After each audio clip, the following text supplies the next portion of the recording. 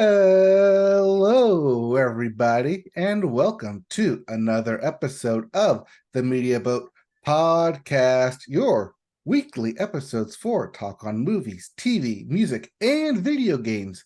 Not necessarily in that order. My name is Mike. His name is Matt. My name is Matt. His name is Mike. Thank you for joining us. This is July. Sounded weird to say. July the 11th, 2023. It is episode 391. It is 7-Eleven Day. So yes, get your free Slurpee Slurpees. Day. They don't do the thing where you can take in like a huge bucket anymore and just fill it up, I don't think. But you I can think still I get personally a Slurpee. ruined that. Yeah, they probably found out that you kept bringing in gigantic containers. A literal Costco-sized container. And they were like, we can't do it that way anymore, guys. Just give them the small cup. All you get is the small cup. They said if it fits through the hole, you can fill it up. The problem is, if it fits through the hole this way, it just keeps going like a long tube. Technically, it fits through the hole. Well, we do have a show today that's not about 7-Eleven or Slurpees. Or fitting through holes, yes. Yeah, so let's get on to it. Some stuff happened this week. Yeah, and we're going to start like we always do with the music section. Start the music section with the Billboard, and start the Billboard with the Hot 100. Indeed. And here you go. You can pick up your phone. You called it. Vampire by Olivia Rodrigo, your number one song. Important note about the Billboard chart stuff on this show starting today. Because we do it on Tuesdays now, these are the brand new charts. We are not reporting these from the past like we were. So technically speaking, we skipped a week, but no one cares. Was the number one song the now number two song? Yeah, it was still, so it doesn't matter. Wallen.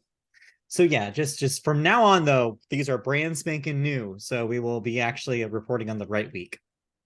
Yes, while these charts and reports are new, the rest of the top five is not. Yeah. So with Last Night by Morgan Wallen being the number two song, number three is Fast Car by Luke Combs. At 4, Calm Down by Rima and Selena Gomez. And rounding out your top 5, Flowers by Miley Cyrus. Yep. As for your albums chart, your Billboard 200, at number 1, Pink Tape by Lil Uzi Vert. Yeah, debuting at number 1 this week. Coming in at 2, One Thing at a Time by Morgan Wallen. At 3, Genesis by Peso Pluma. Coming in at 4, Midnights by Taylor Swift. Mm-hmm. And rounding out your top 5, Dangerous, the double album by Morgan Wallen. So go ahead. I was going to say, and no one's surprised, your number one album next week. Well, we'll talk about it later. Yes, but if you didn't like any of those albums, we have new releases, including Supermodels. Yeah. The album name by Claude. Yeah, I saw them open for Le Tigre on Sunday night. We also have People Just Want to Have Fun by Kool and the Gang. Yes, that Kool and the Gang. There's also Everyone Else is a Stranger by Lindstrom. Eye of the Bat by Palehound. Eye on the Bat. Evergreen by Paris. I think it's Purus, right? No, I think it's Paris. Paris? I think it was an upside down V. Upside down A. Yeah. Inverted A. Paris. Paris. Don't ask me. I thought it was like was it Vibes? All these. Yeah. Or like churches. Yes, churches. That's what I was thinking of. Churches. And lastly, You and I by Rita Ora. Yes, that Rita Ora. Yes, and that You and I. All right, let's get into the music news. Yeah, some weird ones this week. Yeah, and we'll start with a little bit of a crossover with the sports section. Yeah, sort of. So this has to deal with a report in Vegas where Brittney Spears currently lives. She has filed a police report after she was allegedly assaulted by a member of San Antonio Spurs #1 pick, Victor Wembanyama security team, not Victor Wembanyama himself, his security team, who backhanded her in the face when she asked to take a picture with the basketball player. Yes. Quote, traumatic experiences are not new to me, and I have had my fair share of them. I was not prepared for what happened to me last night, Spears posted on social media, writing that she recognized Wembanyama in her hotel lobby and saw him at a Las Vegas restaurant where she was eating dinner. And, quote, decided to approach him and congratulate him on his success at being the #1 draft pick and has yet to play in an official NBA game. Spears says that the basketball player's security, quote, backhanded me in the face without looking, nearly knocking me down and causing my glasses off my face. You know what she means. She's missing a couple of words there, but yes, flying off my face or falling off my face. So the Las Vegas Metropolitan Police Department has closed its investigation on the alleged assault of Brittney Spears. No charges will be filed against the person accused of smacking the singer during the altercation on July 5th. Yeah. TMZ released the video of said incident on hand. Have you watched said video? No, I didn't watch the video, but I saw that it pretty much shows what Brittney described. It shows Brittney Spears reaching out and touching Victor Wembanyama as he's walking away to try and tap on his shoulder because he's 7'1" and she's 5'5". Can't reach. It's like taps on his back, and security guard sees a hand come in and smacks it down, inadvertently hitting her in the face on the way down. It still strikes me as like a little bit of an exaggeration. Like, it's a bit of an exaggeration, yes. Yeah, should you go up to random people? Well, I guess not random people, like famous people who are flanked by security and touch them.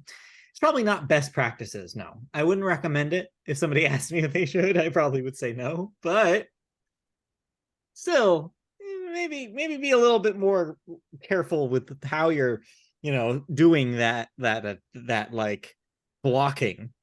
How you swipe a hand down away. Yeah, where the hand goes before you look at where you're swiping. Yeah, peripheral vision helps, I think, in this situation. Yeah, I mean, sucks for Brittney. It's a bad look for this guy's security, but it's definitely a strange story, and it definitely kind of was around this week. In other Brittney Spears news, I don't have this, but she confirmed that her memoir is finally coming out and will be released in October. And the title of that memoir? I forget what it is, but yeah, it's out there. You can Google it. I mean, I could, but we have a show to continue. That's never stopped you before. Anyway, so yeah, it's a weird one, but yeah, it was just too strange to not comment on. But don't worry, Brittney's okay. I mean, I didn't think the woman in me. That's remember that. That's the name of the memoir. The Woman in Me. Got it. Not so me specifically, just in Brittney Spears. In Brittney Spears, yes. That's out in October. So she said that it will have plenty of like stuff about her life from her perspective, like no filter, It'll be interesting to see it. That it will be. Brittney Spears wasn't the only thing getting attacked this weekend. Well, no one was attacked in this story. Okay. Well, I mean, technically it was a flying object, just like Brittney Spears' hand. So, during a recent Weekends with Adele show. The pop singer cheekily called out the disturbing trend of people throwing objects at artists on stage. Quote, have you noticed how people are like forgetting fucking show etiquette at the moment? People just throwing shit on stage. Have you seen them? Adele asked the crowd at her Las Vegas residency while wielding a t-shirt gun. Quote, I fucking dare you to throw something at me. I'll fucking kill you, she joked via a fan captured video. So, So I once included again, this in Vegas. Yeah, well, I included this because not only is this ridiculous, and Adele, obviously she's joking here, but still, it kind of makes me feel that you don't want to mess with her because she might not be joking. As she Um, aims a t-shirt cannon in your face. hey, if if viewers of The Simpsons know anything, that t-shirt cannons can kill. Um, but Yes, how is old anyway, Grimesy doing? wrong death. But I know. on the right Yes, track. that's a mod Flanders death. Anyways. But no, the other thing is I included it because it kind of encapsulates this recent string of people getting stuff thrown at them on stage. You've had a long series of this scenario happening to all sorts of different artists, and it just doesn't stop. Phones, food, you name it, things are getting hurled on stage for no apparent reason. It's actually like hurting artists. Like someone got something in the eye last week. It's just like, come on, people. Like, did we all just collectively forget, like, hey, maybe don't harm the person you paid to see? Like, seems like it's pretty simple logic. Yes, but there was also the issue, I think 2 years ago, where Kanye West was supposed to perform and got replaced by Travis Scott, and they started throwing items at him. Yeah. So technically, they didn't pay to see Travis Scott; they paid to see Kanye West. He just happened to replace him. That's a very specific incident. It is a very specific incident. But in general, just listen to Adele. Don't do this. You don't want to take a t-shirt cannon to the face, do you? I don't think so. So maybe don't throw stuff at your favorite artist on stage. Just don't do it. Yeah, you're there to enjoy the performance. Yeah, Enjoy with your eyes and ears, not your hands and fisticuffs. Yeah. All right, with that, it's time. All right, so we've been hyping this up for, I don't know, a month now since it was announced. It was coming. 7 7 sevens. 7 It's here. Speak Now, Taylor's version is been released. Along with it, tracks from the vault. Along with it, new music video. Yeah. Of Taylor's vault. Taylor's in her own vault. It's weird. Yes. So I have some thoughts. I wrote some thoughts up. They're up on the website as of today, so you can check that out at mediaboatpodcast.com. But in the meantime, before I start talking about what my feelings about it, I want to get your take. What do you think about Taylor's version, Speak Now? So with Speak Now, I think because we recently did the Taylor tourney, more familiar with that album, but sounded pretty good. I did notice that one song was noticeably absent in the re-record. I think it was the original from the vault's bonus track. What was it? The At the Cinemas, the cinema movie song. So there's a reason. You're thinking of Just Like the Movies, Like the I believe movies. is the name of that. So she Something did like release a Taylor's version of that, but she attached it to Fearless because I guess it lives in kind of a weird like middle zone between both records. And so she released it around the same time that she also released the a couple of other bonus tracks for other. It was like weird, like a few months ago in the middle of no other release schedule, she was just like, here you guys go, It was at the same time as it was before the Till Dawn stuff. Anyway, so that's why it's not here, is because she decided to make that a Fearless vault track, not a Speak Now vault track. Ooh. Yeah, but everything else is here. Anyways, I don't know what to put it. I don't know if it just sounds better or if it's just a really good album, but it's been on repeat for about 3 or 4 cycles now. All right. How do you feel about the changes, some of the subtle changes made to the songs, especially we should talk about better than Revenge, because that's Yeah, probably the biggest change. Because she got rid of the mattress. Yes. Yes. So in case people listening to this don't know, so Better Than Revenge, notable in her catalog for having a line that's a little slut shamey, let's be real, which is funny when you consider that the song itself is kind of a tribute to Paramore's Misery Business, which also has its own issues with some of its lyrics. So Taylor's approach this time was to rewrite that line. She has excised it from the song and replaced it with another rhyme that I'd say roughly works. I think I'm happy with it. It's just it's a little weird, but like I think she makes it work in the context of the song. Does it sound a little like folklore Taylor poetic? Yes, it does. But that's who she is now, so we shouldn't expect anything less. I think it is a bit wordy. It does take, I don't say that it takes a bit of a bite away from it, but I think you're right that it does go into more of like the metaphor, folklore, evermore lines that she has been more recently in the Moth to a Flame. She lit the matches. It's less mean, certainly, than the original line, but I think it has to. I think anything she was going to do had to be.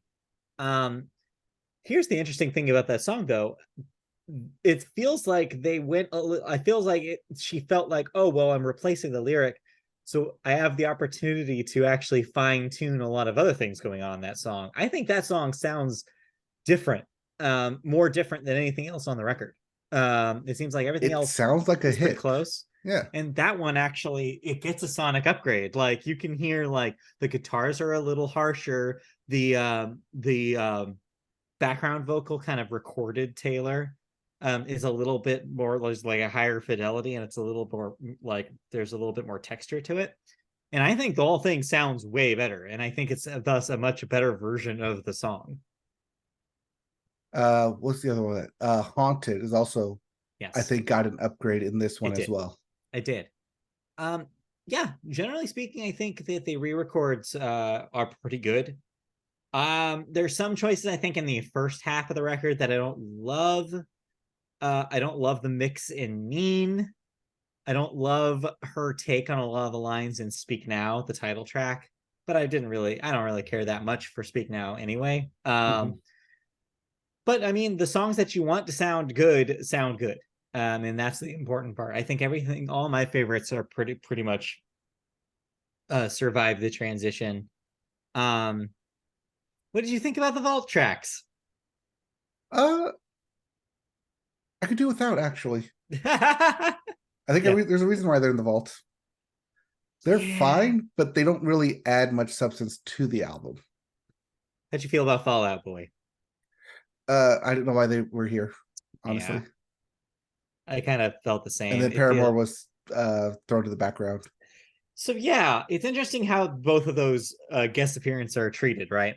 Is that you get a lot of Patrick Stump on Electric Touch. He kind of overwhelms it a little bit. It's not a great song. I kind of see why it was not recorded before. The chorus is okay, but I feel like it's like a little too much.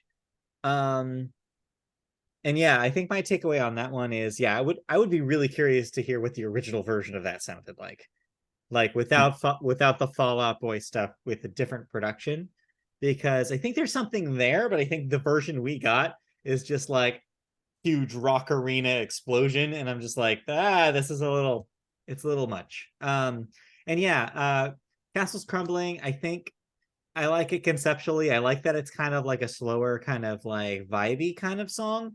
Not what I expected a Haley Williams feature to be. I didn't think we were getting to get low key Haley. And you're right, she kind of does get Lana Del Rey, besides like one verse that she's allowed to sing. And you kind of lose her. You kind of lose her in the mix after that. I kind of wish that you would have had would have had an opportunity for a true duet between Haley and Taylor, because I feel like at this point they would probably be really good to singing together, and we didn't really get it. You need a featuring more Lana Del Rey or featuring Yeah, more Haley Williams. Yes, now with more Haley Williams version coming soon. How about the ones that's just Taylor here? What'd you think of the video and the song of I can see you? I like the video more than I like the song. Really?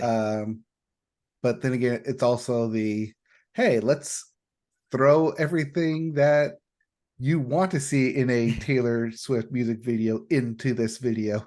It's a It definitely panders to fans and it's a little fan servicey. Taylor Swift culture. Little fan servicey. Also, all the stuff about Taylor Lautner makes a whole lot more sense now. Why he was like commenting on her shit. It's like, okay, they had already done this, and he's in the Taylor universe officially now. Yeah, I thought it was cute. I thought it was cute. I like the stuff where they're literally breaking into the vault. Is cute. But no, I actually really like the song. I think it's the first time since the last. I think it's the one vault track here that I'm like, okay, yeah, there's something here. There's something to this.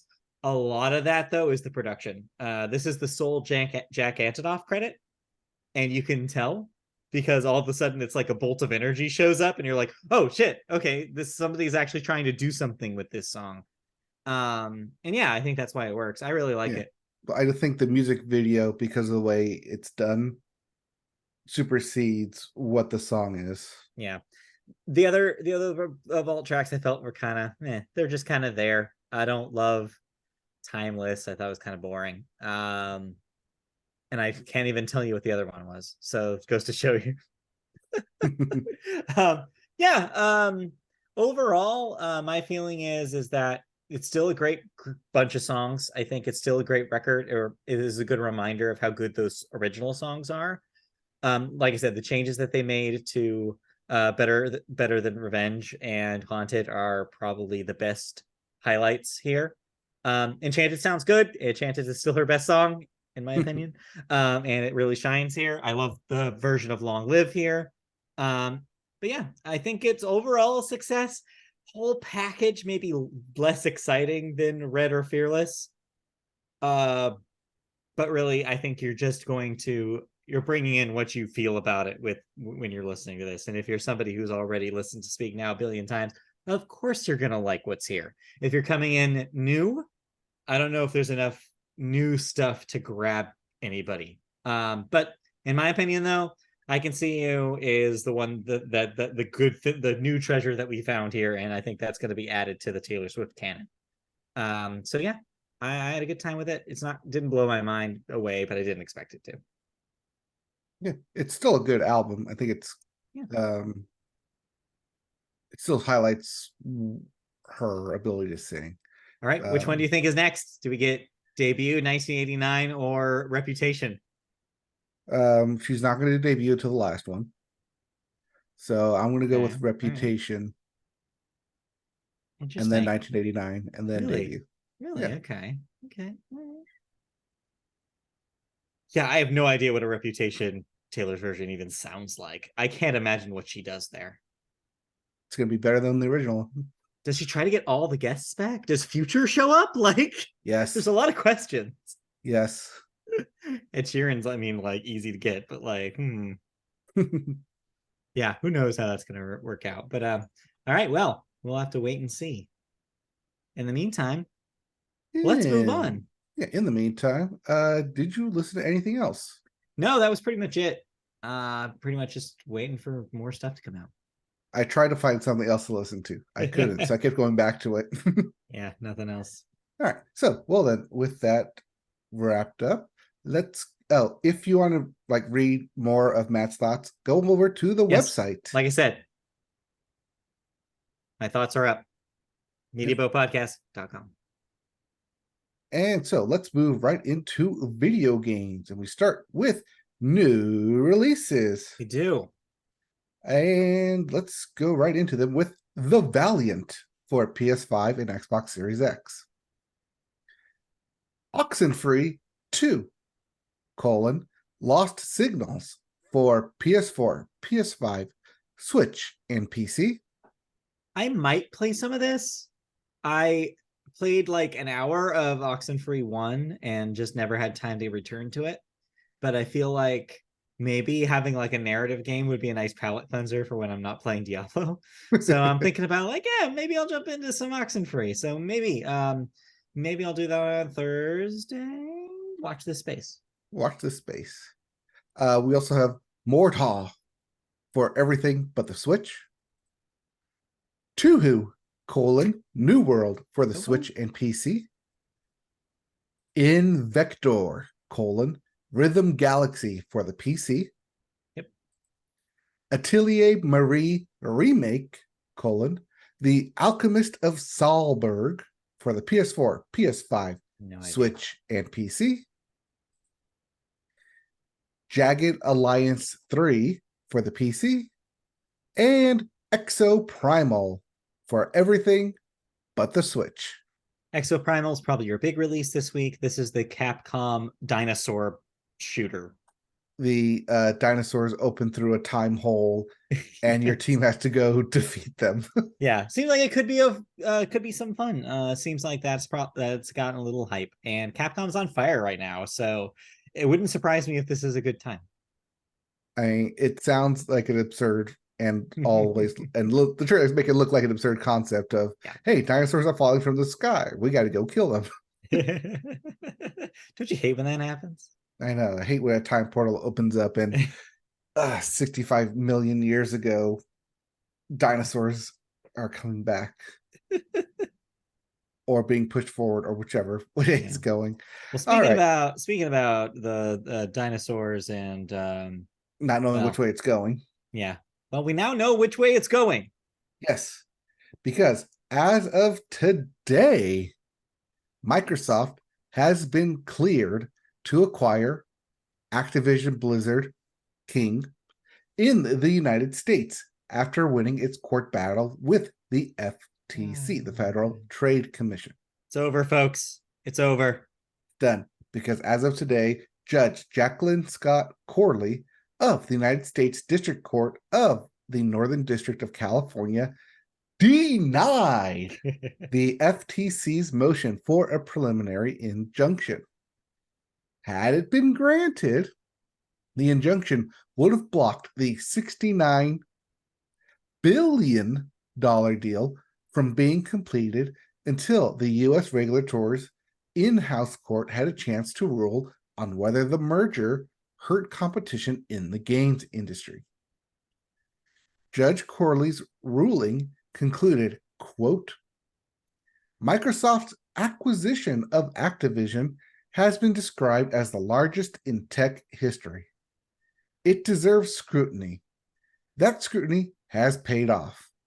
Microsoft has committed in writing, in public, and in court to keep Call of Duty on PlayStation for 10 years on parity with Xbox. It made an agreement with Nintendo to bring Call of Duty to Switch. And it entered several agreements to for the first time, bring Activision's content to several cloud gaming services. End quote. So the quote goes on to say something else about how basically the decision is not like, oh, we think this is a good idea. That's not what they're saying by this. It was a very narrow set of things that they were looking at in this injunction. They were specifically just looking, does this hinder does this create more or less competition in the game space? That was what they're focused on. That's why every single question and everything, the thing in these court in the findings was based on, well, how does this prohibit Sony from doing things? How does this prohibit Nintendo from doing things? It was the same thing, kind of circular argument, because that was just what they were focusing on. So they ultimately figured, like, based on everybody's testimony and based on what Microsoft had to say, well, we checked all those boxes. They said that they accounted for all the things we wanted them to account for. And so that's what's being said here. It is not in any way the FTC saying, yes, we're 100% behind this and they should do this. That's not what this is. But ultimately, it does mean that they can just do it now. It's more or less approved. It's not really approved. We have to wait for the approval to actually happen. Right, but that's approval between companies, right? Not approval from the United States government. So at this point, this is pretty much the green flag. This will mean that before next week, which, by the way, was always the deadline, it looks like they're going to finally get in. They just snuck under the wire and will be able to end this deal before the deadline. Now, there's still the matter of the impending European Commission and their findings. Well, it's funny that you bring that up, because the European Commission is still question mark, but the UK did actually say today that after this FTC ruling was filed, they made a statement saying, all right, cool, well, we're going to hold off on saying anything else until, like, we're done, basically, too. They threw in the towel as well, because they were like, well, we were waiting to see what the FTC said. It's not going to matter, because they know that it's not going to matter what they say if the FTC gives it the okay, because they're companies that are based in the US. Mm-hmm. So I think that even that if the UK has given up, I think Europe's going to probably also give up, and this thing will just happen. So yes, that means the opposite of I called it. I was wrong. Last time you asked me, you asked me if I thought this was going to go through, and I thought no. I thought the FTC at the time had an argument, and no, it looks like they folded. It looks like this is just going to happen. So they folded because of what Microsoft has said in writing, in public, and in court, that they're going to play nice with Call of Duty for the next 10 years of PlayStation and with the Switch. But note the language, specifically the Switch, not anything going forward. As well as bringing their cloud-based gaming services for agreements as well. So ultimately, it's just a trust in Microsoft at this point. Like, we'll just have to hope that they say what they do, what they were going to say. I honestly don't know how much damage, it will actually do to the game industry. But ultimately, at this point, it doesn't matter. It's just, it's just going to happen, and we're just going to see what the aftermath is. Now, will this actually have any impact anytime soon? No, we're probably going to wait until 2024 for this to actually start making a difference in how Microsoft does business. They're not going to call the shots over there until this finalizes for reals. And just like it was with Bethesda, we're not going to see this until like a whole calendar year has passed. So end of 2024 into 2025. Add with that Call of Duty for the next 10 years, you're looking at 2035 of when it will become an Xbox or whatever gaming console generation that is exclusive. If that even happens, we'll see. Yeah, if Microsoft makes it to 10 years. If the heat death of the universe hasn't destroyed us all, like, there's a lot of questions about the future, and who knows what things will look like in 2035. Anyway, so we'll have more news as it comes, but as for now, it looks like this is pretty much your future is a Microsoft calling the shots over at Activision. No, I'm just thinking in 10 years from now, there's going to be kids who want a specific console because it has Call of Duty only on it. It could happen. Maybe. If Call of Duty is even still relevant. Like, there's a lot of questions about whether this is going to matter. If they were able to weather the storm between Call of Duty Black Ops and Call of Duty, whatever that one was, Zombies.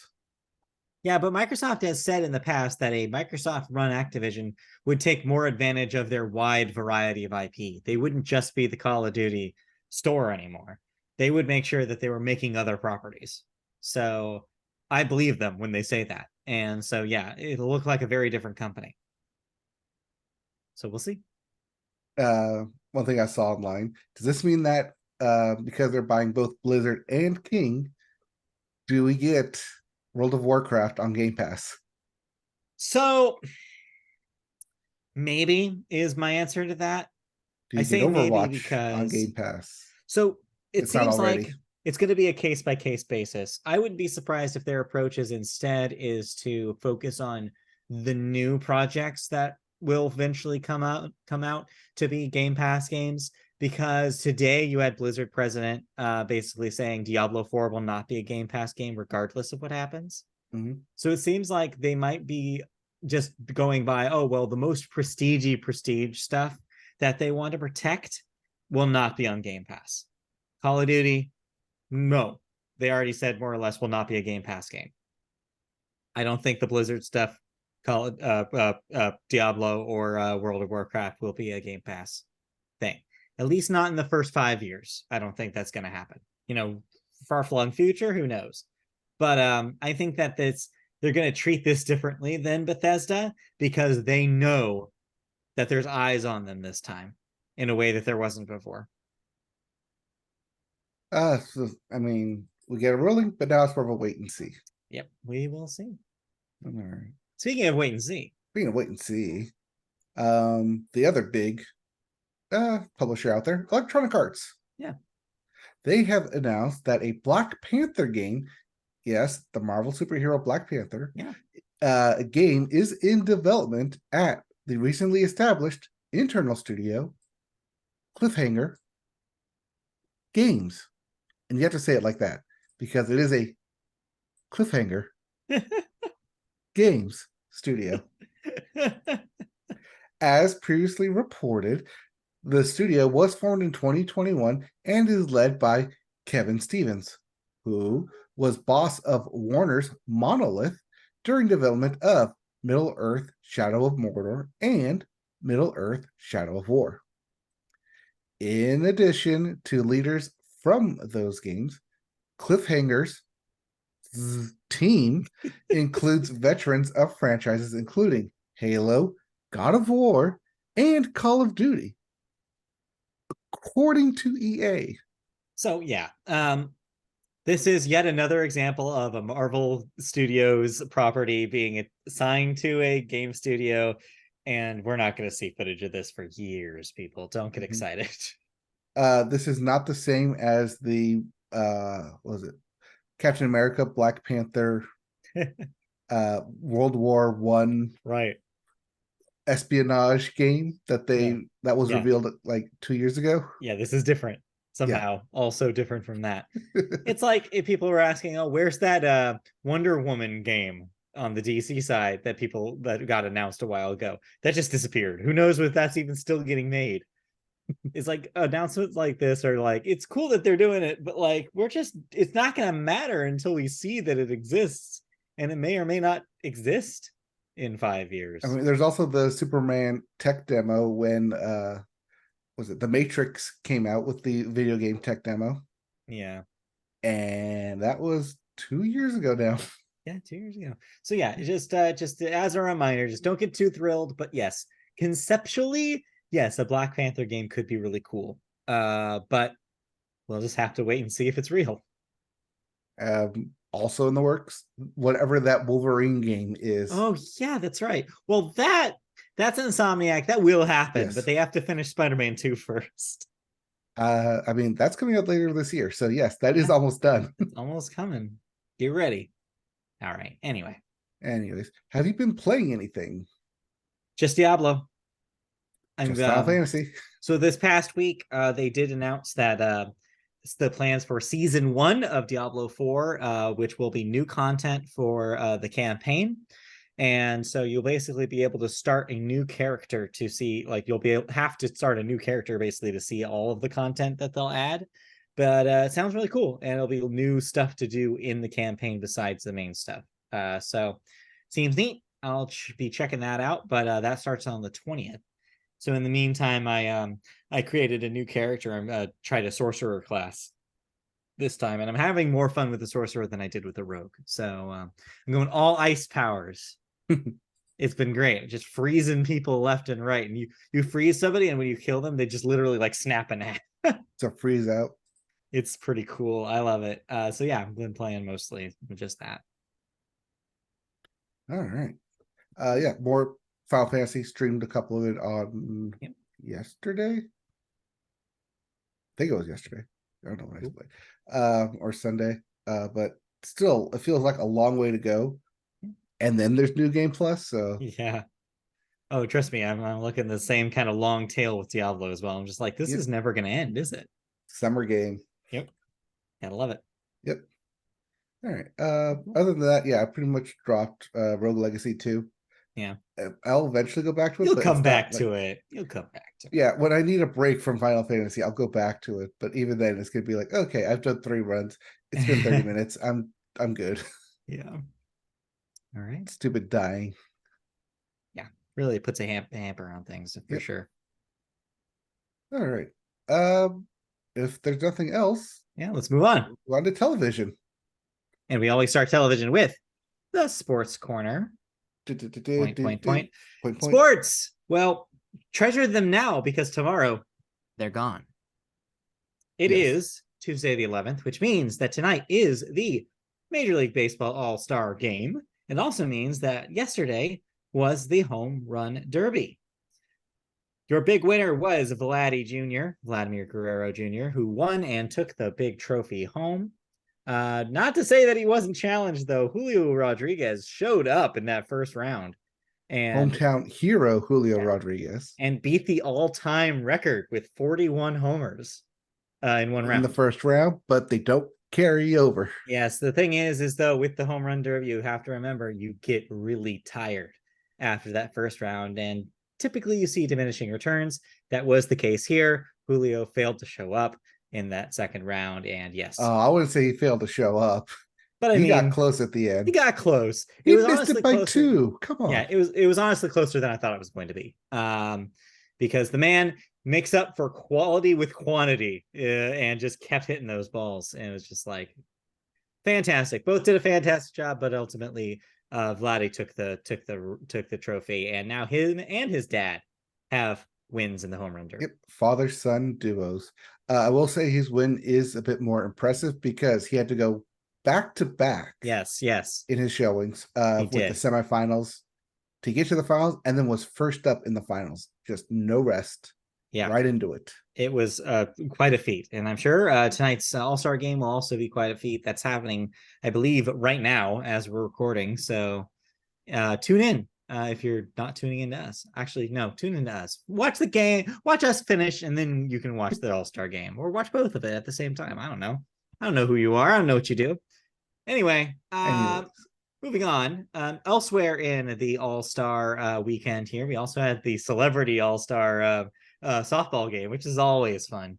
You had Team Felix Hernandez beating Team Jenny Finch. I did not watch this. Did you watch any of this? Yes, it was both great and hilarious. It always is. Especially since they have to end after 10 batters. Not 10 runs, but 10 batters. So you can't just be up there like keep going. Just after 10 batters have hit, you switch. No matter if there's 1 out, 2 outs, whatever. So because I have that rule, it makes it a lot less intense and a lot more fun. Yeah. With that being said, you still have some elderly statesmen who still, like not Ron Howard. Is it Ron Howard? Who still try and hit it way over the designated home run area and try and hit it over the actual home run area. Ryan Howard, not Ron Howard, Ryan Howard. That's what I'm thinking of. Right. Anyway. But yeah, so that was that. And then elsewhere in sports, Wimbledon is in its quarterfinal stages. Yeah, Wimbledon is happening. So is the Tour de France. So if you are in France, I think they both take place in France. You have double sports, not technically major sports, but double sports happening in Wimbledon and the Tour de France. But enjoy it while it lasts, because here in the US, though, sports are done after tonight. And you know what always happens when there are no sports? The manly man tears start streaming down, because yes, the ESPY Awards are this week on Wednesday night. Liam Hendricks will get the Jimmy V Award.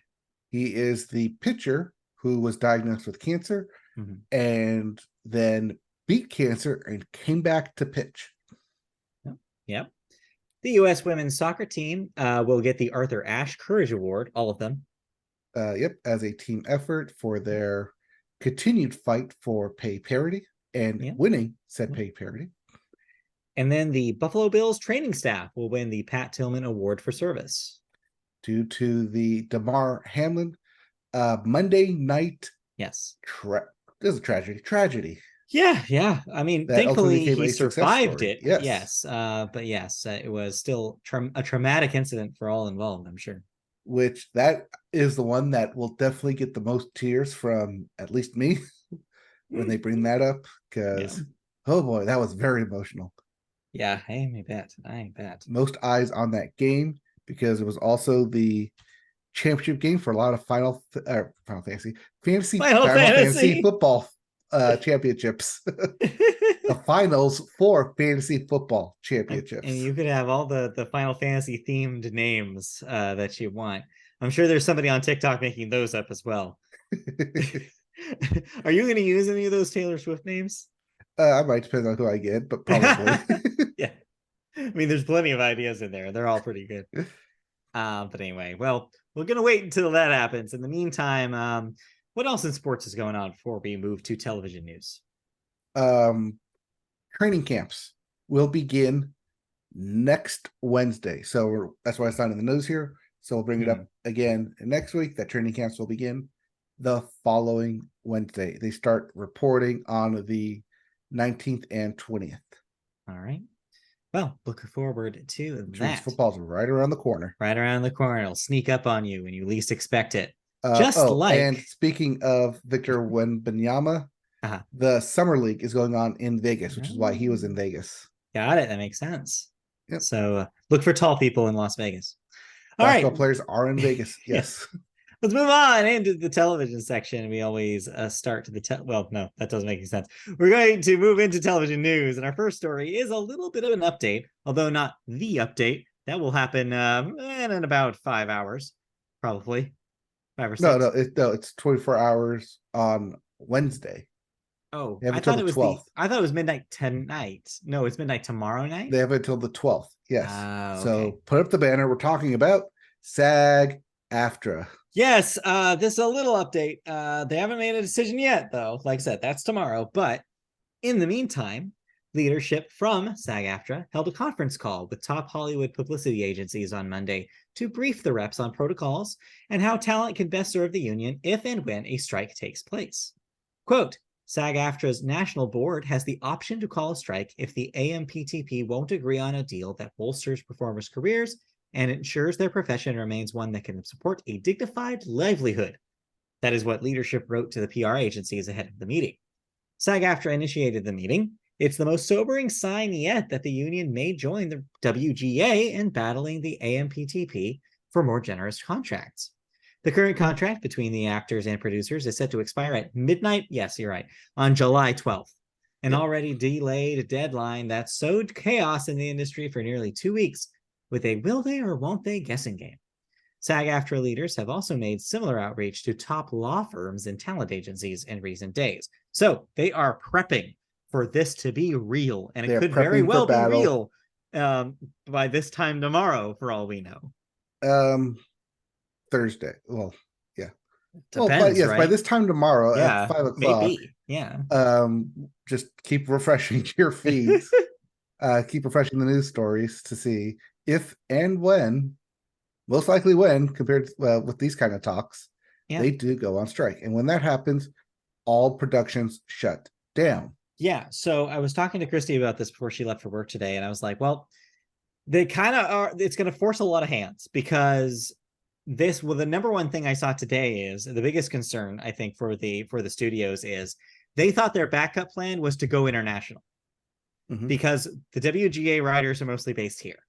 They could take productions overseas and basically still film what they want to do, get what they want to do done. And that's what they have been doing. Yes. But if the actors strike, it doesn't matter where you are. Those actors are probably SAG. And there you go. Boom, they're done. And your productions can't continue. So this is going to really put a wrench in things for the studios. It's going to hopefully speed up the decision-making practice for both guilds. At least that's the hope. I mean, that's the hope. But there's also, as we've seen with the DGA, who could have also been on strike at this point, but decided not to. Yeah, right. See SAG-AFTRA get a deal before the writers. Yeah, it's possible. It's likely, but that'll set up, it'll do the thing that the WGA deal did, or sorry, the DGA deal didn't do, which is it will set up a precedent to make the WGA deal better than it would have been if that hadn't happened. It's not just the strike that's beneficial for this. It's also beneficial that if they make a new deal, that they can use that new deal or parts of that new deal as a template for the kinds of deal that they make ultimately with the WGA.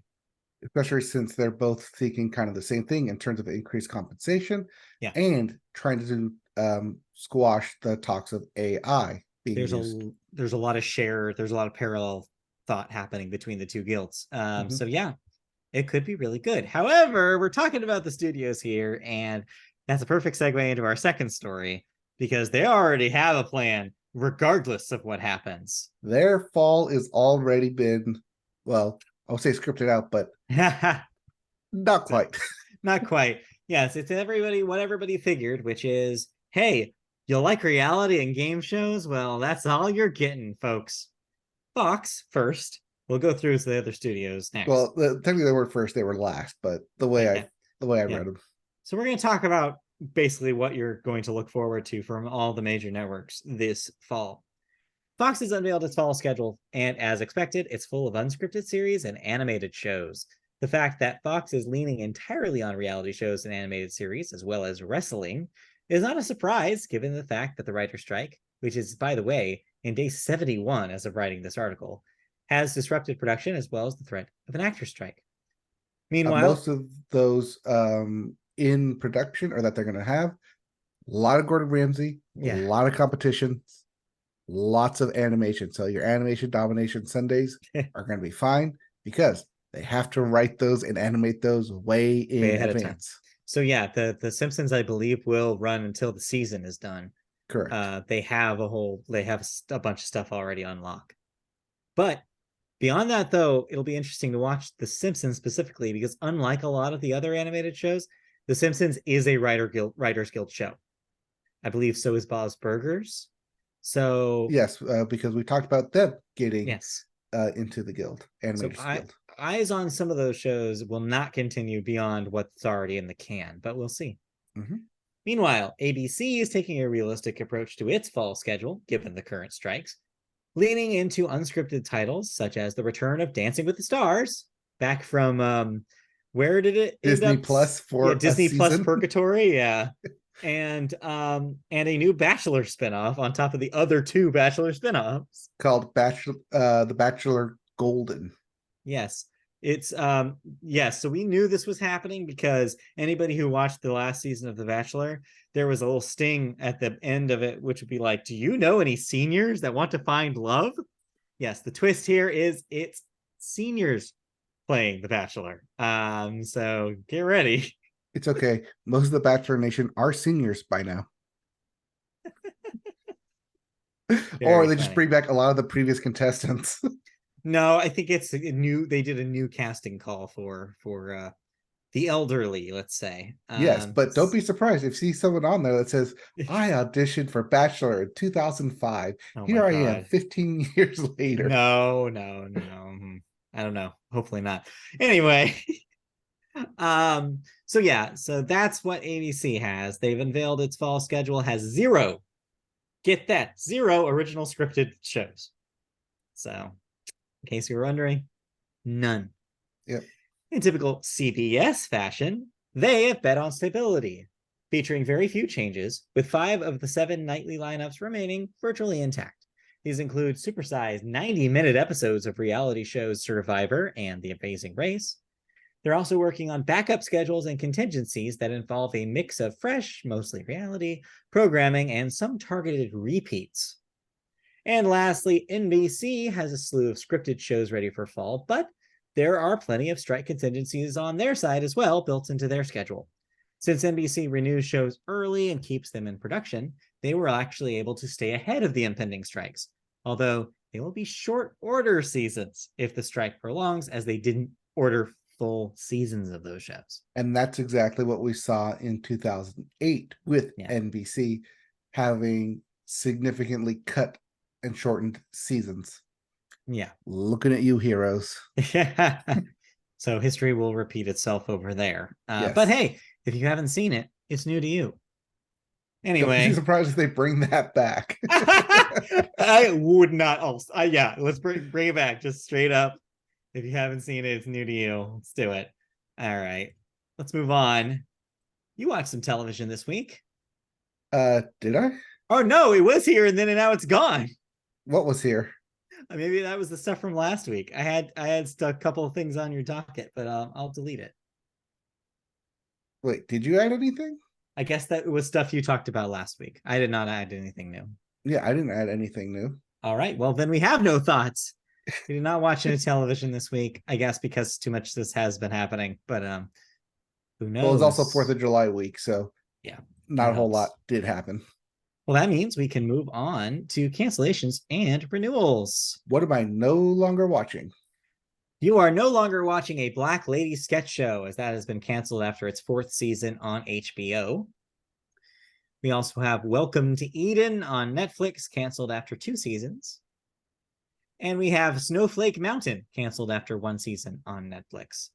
And then lastly, Netflix has also confirmed that the 4th season of Sex Education will be its last. All right. So there are your cancellations and renewals. So I don't have anything thoughts currently, but I will have thoughts next week on Quarterback. Oh, right. The new Netflix reality show that premieres tomorrow. Yes. But then I'll also have a new Netflix reality season to talk about. Love is Blind returns on Friday. Oh no. It's back. Wait, is Love is Blind? Or is it the other one? The Ultimatum? No. Sexless Island. Oh, what is that one? Too Hot to Handle. Too Hot to Handle. I think it's Too Hot to Handle is coming back on Friday. Oh boy. Well, enjoy that. Well, anyway. Yes, we do enjoy that. In the meantime, let's move on to our last segment of the show. I'll get your thoughts on those next week. Next time. Anyway, but right now, let's focus on ending this show by talking about movies, which is our final segment of the night. We start movies, as always, with the weekend box office numbers. Yep. And just like with the music section in the Billboard, these box office numbers are from this past weekend. Usually we've been about a week behind, but no longer. These are from this previous weekend. Yes. And the fresh Hot 100s, the fresh box office numbers are topped by, of course, hey, a horror movie came out. Insidious: The Red Door is your #1 movie this week with a $33 million debut. And no horror movies are cheap to make, and that's a success. And they make money. #2, Indiana Jones and the Dial of Destiny is your #2 movie. Still disappointing Disney with only $27 million. That's only at 122. So did you see the article that came out that said it took $100 million just to de-age Harrison Ford in this film? Rough. That's rough. Disney, again, we talked about it to death last week, but yes, rethink the strategy, because the strategy is not working. That's what I was going to look up. It's not official, but there are rumblings. I saw something about Kathleen Kennedy possibly being out over at Lucasfilm. Oh, shit. Let me see if I can find anything that's updated on that.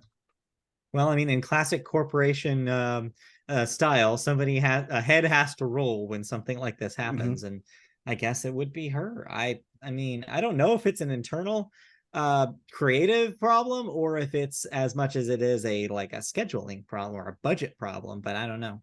I'm not Disney. But anyway, nothing substantial yet, just a rumor. Well, keep that in your notes section and we'll revisit that in the future. Yes, probably later this week. Meantime, let's talk about the rest of this top 5. At #3, Sound of Freedom with another $19 million. That's at 41 domestic. Number 4, Elemental, still kicking with $10 million this week. That's at 109. And rounding out your top 5, Spider-Man Across the Spider-Verse, still making moolah, $8 million to add to its massive $357 million total domestic. Yeah, it was. In case you're wondering about other debut from last week, Joyride, that was at number 6 with $5 million. So there you go. I mean, those are two widely different films, but also widely different box office results. Yes, turns out. All right, let's move into new releases for this upcoming weekend. Big one this week, early this week. Technically, it is a Wednesday release, even though really it's for the weekend. At least that's what you have here. I don't know how Yes, accurate it's that technically quote a is. Wednesday release, Okay. but that's because it's the middle of summer. They had no one going up against them this Friday. So, hey, Yeah. why not release 2 days early? But yes, Tom Cruise is back in theaters with another Mission Impossible film, Dead Reckoning Part 1. Early buzz has been mixed, but I guess we'll see how audiences see it when we talk about it next week. Because they put part 1 in the title. Yeah. But yeah, are you planning on seeing this? I am. Okay. I don't know if I want to see it this weekend, but that depends on other stuff. But it's not the one that I am running to see. Yeah. It's fair. No, mine's happening next weekend. Yes, we will get to Oppenheimer and Barbie, or Upper Barbie, or Barbieheimer, or whatever you want to call it. Yeah, Barbieheimer. Yeah, wait for that. Not yet. First, Tom Cruise has got to have his week. Yes. And so then we'll talk about that. Well, I guess we won't talk about that next week, but 2 weeks. Yeah, Oppenheimer is looking to be my big summer movie. All right. Well, we'll look forward to that. In the meantime, let's move on into some movie news. Our first story takes us to Japan, specifically Studio Ghibli, as we have finally seen evidence that Hayao Miyazaki's final film, How Do You Live, is real. It's actually happening. It's going to come out. It will also get an IMAX release when it opens in Japan on Friday. It will be the first of his films to release simultaneously on IMAX, as well as other premium formats, including Dolby Atmos, Dolby Cinema, and DTS-X.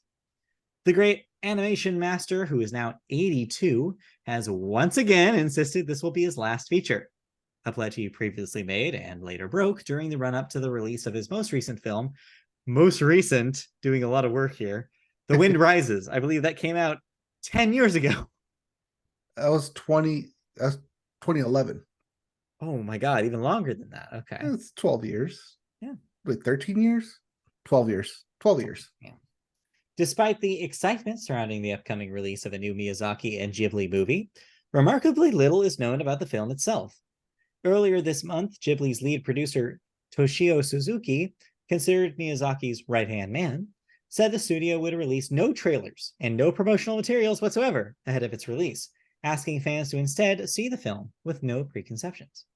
Ghibli previously described the film as, quote, a grand fantasy, unquote, loosely inspired by Japanese author Genzaburo Yoshino's 1937 novel of the same title, a coming-of-age story about the emotional and philosophical development of a young boy after the death of his father. Global viewers will have to wait a little longer, though, as the film still does not have any release date outside of Japan. And I think that's on purpose because no trailers, no promotional, not even a list of who is acting in this has been released. No idea. Yeah, so it's a mystery. I guess we'll see what this is after Friday. For all we know, this could be a silent animated film. Maybe. Could be. I mean, yeah, I have no idea. And he's not really giving us much to go on. But yeah, when the Miyazaki puts out a movie, it's a big deal. Yes, and so yeah, we'll see. I don't know of anyone who could do this. Just say, hey, I'm not going to give you any trailer, no notice, or just we're going to release it on this date, and I have a title for you.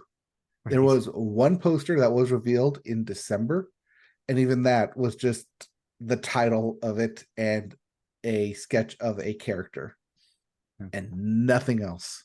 I guess we'll see.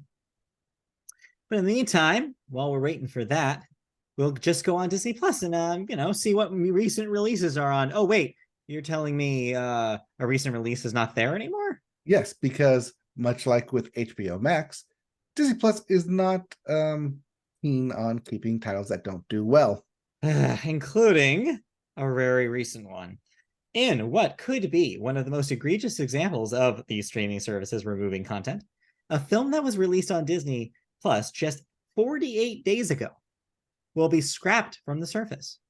Written by John Griffin and directed by Kyle Patrick Alvarez, the $53.4 million film Crater starred McKenna Grace and Scott Kid Cudi Muscudi. There has been no official reason provided on why Crater will be removed from the service, but it sounds like another example of, well, we can make money back on the taxes if we just take it off the face of the earth. This was officially removed as of June 30th for the end of the month, but no one noticed until a week later.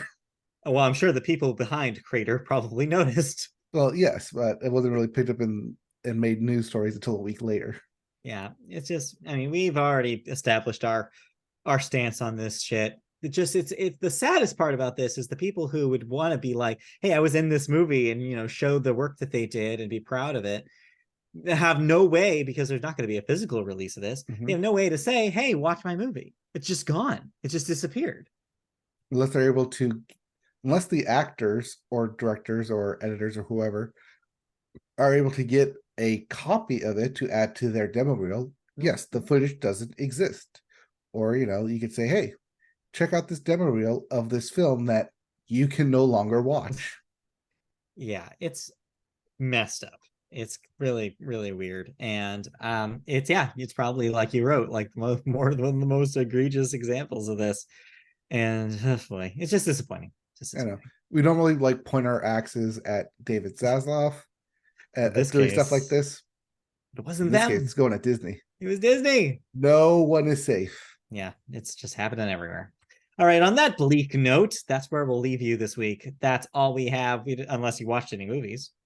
Well, no new movies. 65 is out on Netflix, the Adam Driver dinosaur movie. I'm shaking my head because you didn't do your homework. You were supposed to watch Nimona. Oh yeah, shit, I did watch Nimona. Oh my god! You buried the lead. No, I watched it and then I tried to get other people to watch it. Thank you. Was I right or was I right? Oh, it was so good. Yes. I was amazed. It's fantastic. I like the ending. Yes. Yes, it's great. Yeah, I mean, I saw it on here because you already talked about it, but yeah, I forgot. I totally watched it. Like, cool. I just wanted to know that you actually went and did it, because I felt you were a little skeptical last week. Oh yes, I was skeptical, so I put it on and be like, okay, let me just see what this is. And for some reason, I could not stop watching it. It takes about like 10 minutes to really sink in, but once it does, you're like, yeah, it just enraptures you. It just once it gets going, once your two lead characters finally meet up and get going, and Nimona as a character is great in this. Yes. Chloe Grace Moretz, in a fantastic performance. She is such a good voice actor. Performance. Yeah. Just start putting her in more voice roles, like, because she's just great. I was shocked with how good she is. I was showing it to I was over at someone else's house this past weekend, and I put the trailer on for them. Technically, there's a music video as a trailer. Yeah, that's on fun. Netflix. I put that one on, thinking like it'd give more like plot. They're like, "Oh wow, what is this? Oh, what's this animation?" And Chloe Grace Moretz and Riz Ahmed. It's like, oh, I like those people. How have I not heard of this movie? Like, well, here you go. I am literally telling you about this movie. Yes. Let's be evangelists. Wow, I can't say long words today.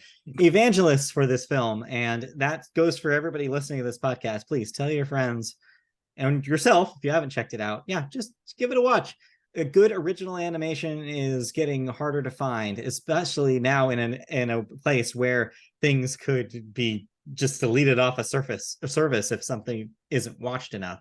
So please watch Nimona. Please just tell people about it. Get more people to watch it. Pump those numbers up so more stuff like this gets to exist. All right.